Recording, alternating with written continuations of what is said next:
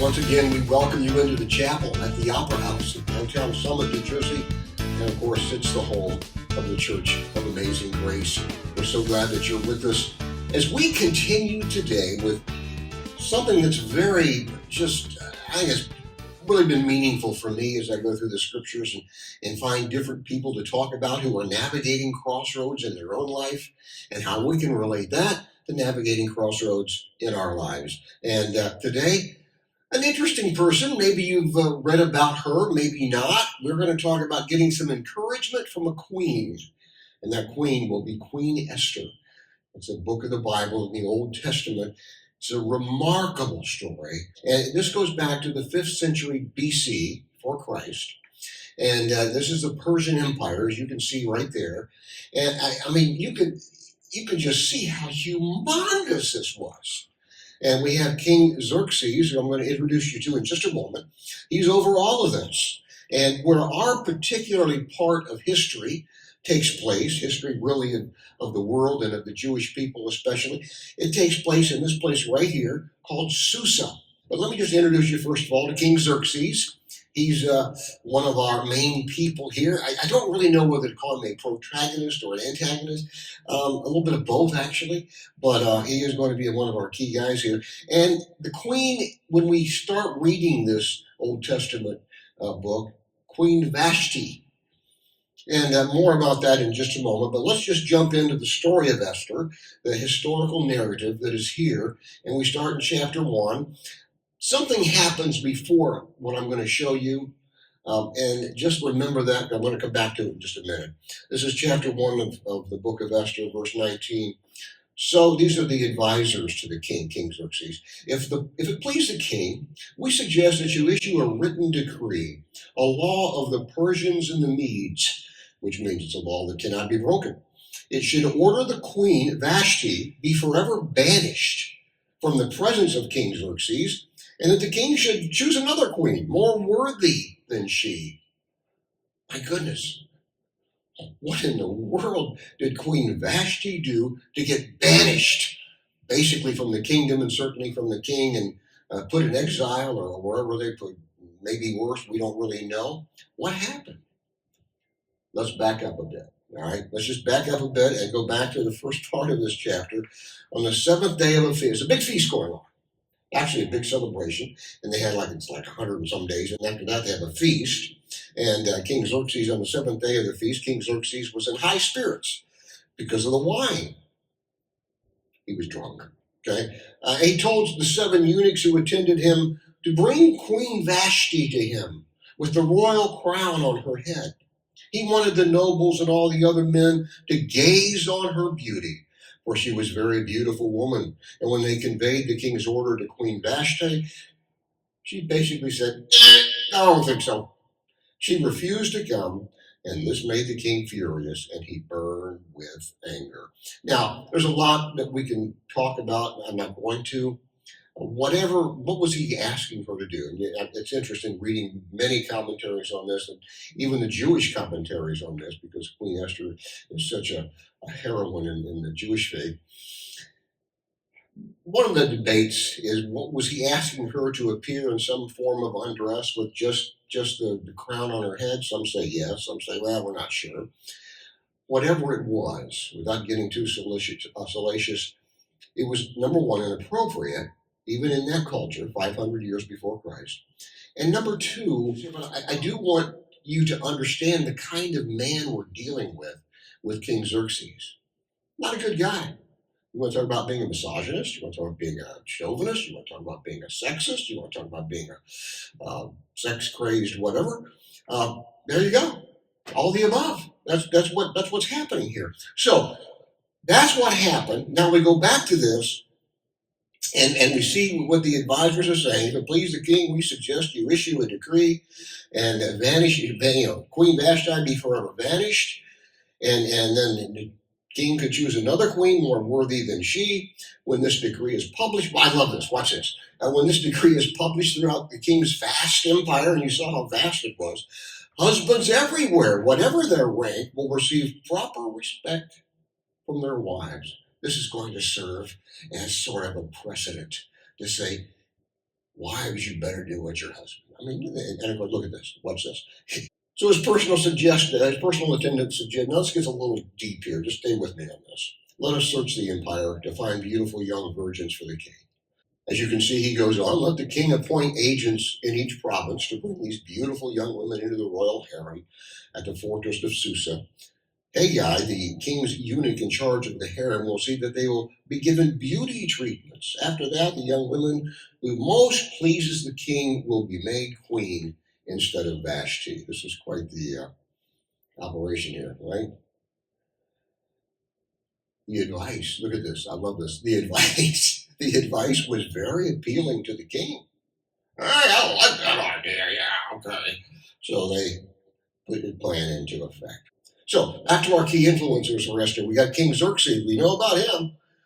We got King Vashti. She's out of the picture now. Now we are introduced to Esther, or Hadassah, which was her Jewish name. Keep in mind, in those days, and many, many years after, if a country conquered your country, you became their slaves. And that happened for Israel a number of times. And so they have conquered Israel. They're all slaves doing different things, and she's a Jewess, and everybody knows that. But they gave her a Persian name, Esther. So we go back to chapter 2, verse 15. Esther was the daughter of Abihail, who was Mordecai's uncle. Mordecai had adopted his younger cousin, Esther. When it was Esther's turn to go to the king, she accepted the advice of Haggai, the eunuch in charge of the harem. She asked for nothing except what he suggested, and she was admired by everyone who saw her. So Esther then is taken to King Xerxes at the royal palace in the early winter of the 7th year of his reign. The king loved Esther more than any other of the young women. He was so delighted with her that he set the royal crown on her head and declared her queen instead of Vashti. That's Queen Esther. She now has officially become the queen.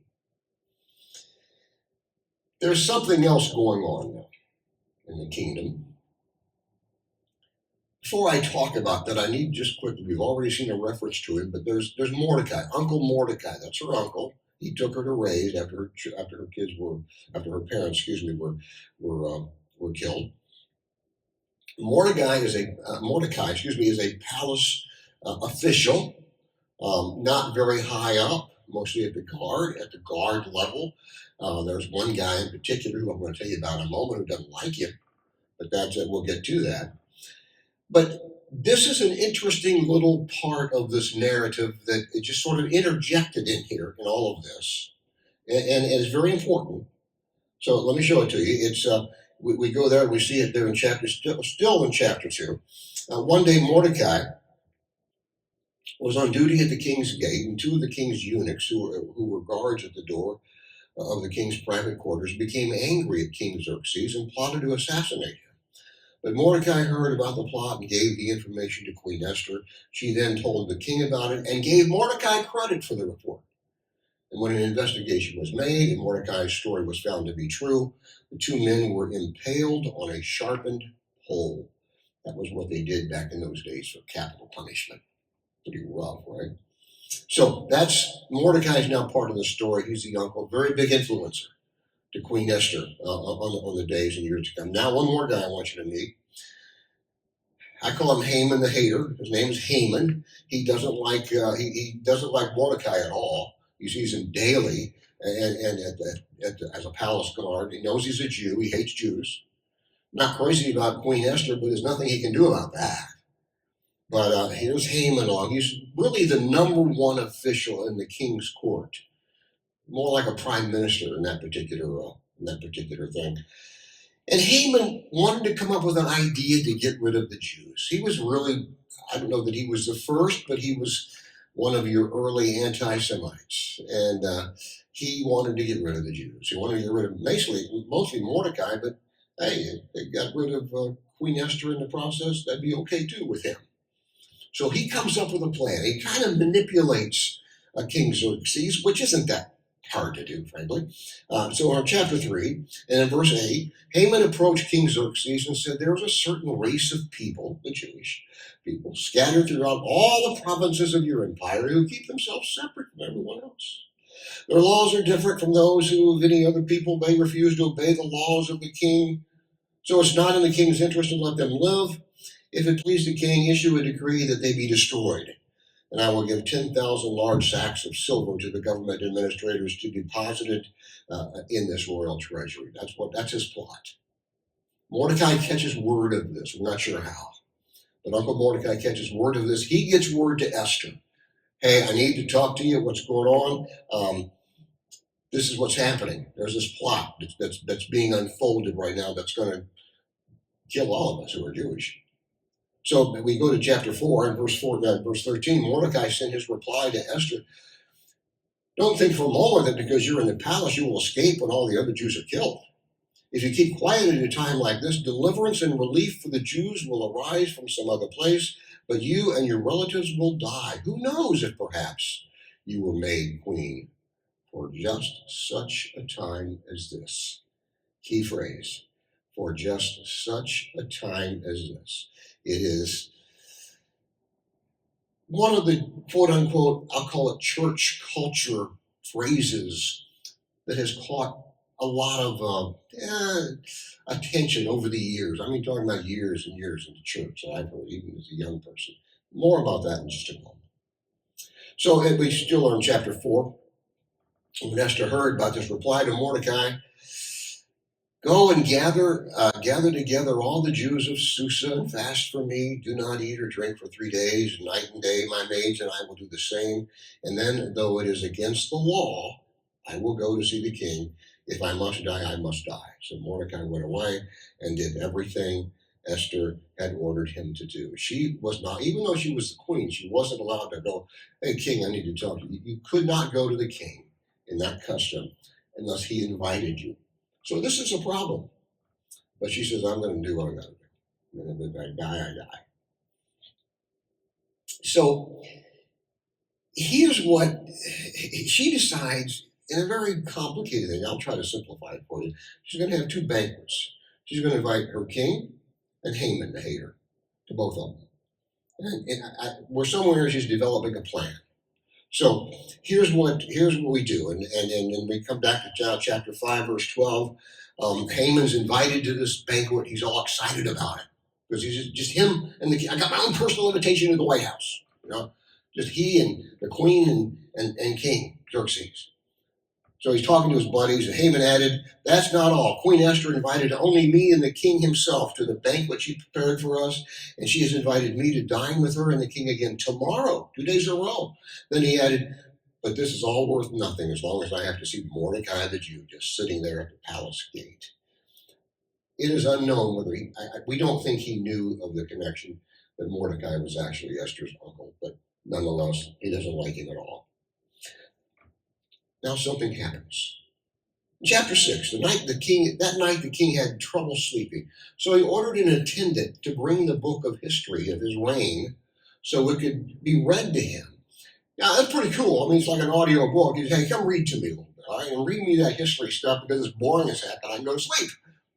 I've done that before. In those records, he discovered an account, remember this now? How Mordecai had exposed the plot of 2 of the eunuchs who guarded the door to the king's private quarters. They had plotted to assassinate King Xerxes. And he says, what reward or recognition did we ever give Mordecai for this? The king asked. His attendants replied, nothing has been done for him. Isn't this amazing? He's remembering something we read it a little bit ago, way back when. This guy saved my life. What did we do for that? Nothing. Well, day 2, banquet number 2, Esther's hosting her king and Haman the hater. And Haman came in, and the king says, I got a problem. I didn't tell him the whole scenario. He just said, what should I do to honor a man who truly pleases me? Haman thought to himself, whom would the king wish to honor more than me? So he replied, if the king wishes to honor someone, he should bring out one of the king's own royal robes, as well as a horse that the king himself has ridden, one with the royal emblem on its head. This is great, isn't it? This is what you, and he's thinking, this is what's going to happen to me. This is what's going to happen to me. Let the robes and the horse be handed over to the one of the king's most noble officials. Let him see that the man whom the king wishes to honor is dressed in the king's robes, and led through the city square on the king's horse. Have the officials shout as they go by, this is what the king does for someone he wishes to honor. And guess what? That's exactly what King Xerxes does for Uncle Mordecai, because he's the guy that saved his life. And Haman has to lead them through the streets. He has to say, this is what the king does for those with whom he's hiding. He is just depressed. He goes home. He's like, oh gosh, this is humiliating. And he doesn't know what he's going to do. And he's just like, this is just awful. While he's talking to his wife and some of the other people there, the officials of the king comes, hey, it's time for your second banquet with the Queen Esther and King Xerxes. So he does that, and he gets there in the midst of a conversation between the king and the queen, Queen Esther. And Queen Esther is saying to him, look in chapter 7, my people have been sold to those who would kill, slaughter, and annihilate us. If we had merely been sold as slaves, I would remain quiet. But that would be too trivial to matter a warrant disturbing the king. But who would do such a thing, King Xerxes demanded? Who would be so presumptuous as to touch you? Esther replied, looking at him, this wicked Haman is our adversary and our enemy. Haman grew pale and fright before the king. He grew pale with fright before the king and the queen. He's exposed. He's exploded. King's not happy. King Xerxes jumped to his feet in a rage, went out to the palace garden. Haman, however, stayed behind to plead for his life with Queen Esther, for he knew that the king was going to kill him.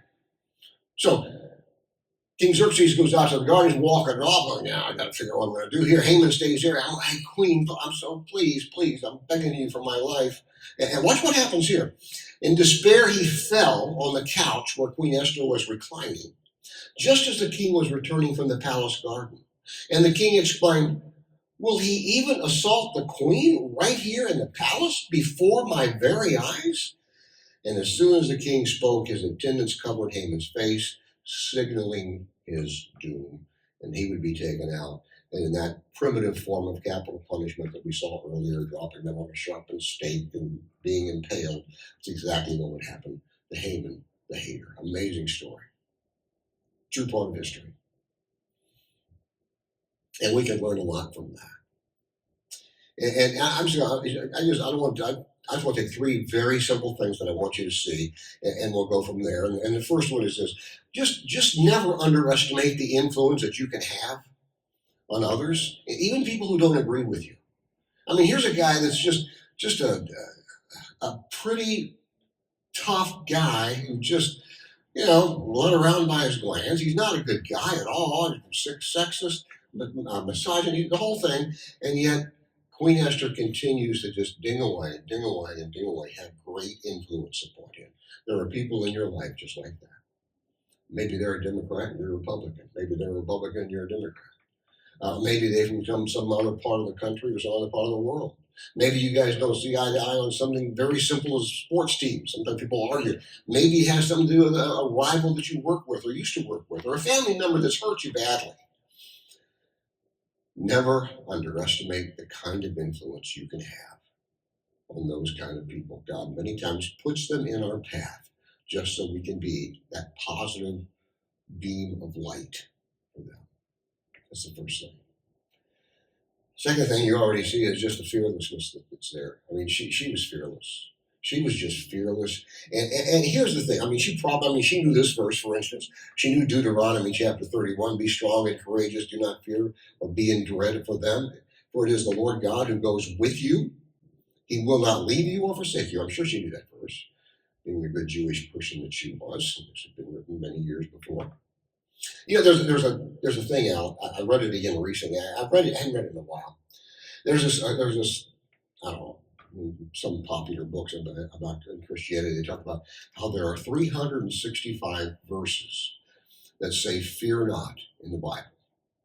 And I read that again. I read it before, and I read it, and before I just sort of pass over it. I saw it here recently. I thought, you know what? I'm pretty sure that's not true, but I need to check that out. I went to AI. AI said it was true. I'm like, I think AI is wrong. So I did some other research and some Googling and some reading some people that I read and some of the journals that I get and so forth. And sure enough, I did find it. I would not do it. I wouldn't take the time to do this. But there's a pastor in Jacksonville by the name of Brett Margini.